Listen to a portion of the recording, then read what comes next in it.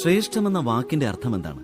മറ്റുള്ളവരെക്കാൾ കൂടുതൽ ജ്ഞാനം പ്രാപ്തമാക്കുക എന്നതാണ് ശ്രേഷ്ഠമെന്ന വാക്കിന്റെ അർത്ഥം. അതായത് നാം സ്വയം എത്രത്തോളമാണ് ജ്ഞാനം പ്രാപ്തമാക്കി എന്നതിലല്ല പ്രാധാന്യമുള്ളത്. ഇവിടെ പ്രധാനപ്പെട്ട കാര്യം നാം പ്രാപ്തമാക്കിയിട്ടുള്ള ജ്ഞാനം അത് മറ്റുള്ളവരുടേതിനേക്കാൾ എത്ര കൂടുതലാണ് എന്നുള്ളതാണ്. അതായത് ശ്രേഷ്ഠനാകുവാനുള്ള ആഗ്രഹം ജ്ഞാനം പ്രാപ്തമാക്കുന്ന കാര്യത്തിലും അസൂയ ഉണ്ടാകുവാനുള്ള കാരണമാണ്. അസൂയയുണ്ടെങ്കിൽ വിജയം പ്രാപ്തമാകുന്നത് എങ്ങനെയാണ്?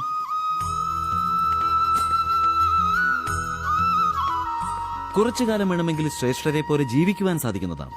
എന്നാൽ സദാ ശ്രേഷ്ഠരായി ജീവിക്കുവാൻ ആർക്കും തന്നെ സാധ്യമല്ല. അപ്പോൾ അവിടെ അസന്തോഷവും വേദനയും സംഘർഷങ്ങളും എല്ലാം ജന്മമെടുക്കുന്നതാണ്. അങ്ങനെയെങ്കിൽ ശ്രേഷ്ഠരാകുവാനുള്ള ആഗ്രഹം വെടിഞ്ഞ് ഉത്തമനായി തീരുവാനൊന്ന് പ്രയത്നിച്ചു നോക്കൂ. അപ്പോൾ എന്താണ് സംഭവിക്കുക? ഉത്തമം എന്ന വാക്കിനർത്ഥം എത്രത്തോളം നമുക്ക് പ്രാപ്തമാക്കുവാൻ സാധിക്കുമോ അത്രത്തോളം നാം പ്രാപ്തമാക്കുക എന്നതാണ്.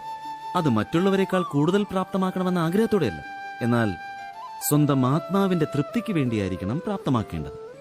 ഉത്തമനാകുവാനുള്ള മാർഗത്തിൽ നമുക്ക് ആരോടും മത്സരിക്കേണ്ടി വരികയുമില്ല. സ്വന്തം ആത്മാവിനോട് മാത്രമേ മത്സരബുദ്ധി ഉണ്ടാകുന്നുള്ളൂ. അതായത് ഉത്തമനായി തീരുവാൻ പ്രയത്നിക്കുന്നവർക്ക് അല്പം താമസമുണ്ടായാൽ പോലും സമസ്ത ജ്ഞാനവും പ്രാപ്തമാകുന്നതാണ്. തെല്ലും പ്രയത്നിക്കാതെ തന്നെ ഇവർ ശ്രേഷ്ഠനായി തീരുന്നതുമാണ്. എന്നാലോ ശ്രേഷ്ഠനാകുവാൻ വേണ്ടി പ്രയത്നിച്ചവർ ശ്രേഷ്ഠനായാലും ശരിയാണ്, ഇല്ലെങ്കിലും ശരിയാണ്, ഒരിക്കലും ഉത്തമനാകുവാൻ സാധിക്കുന്നതല്ല.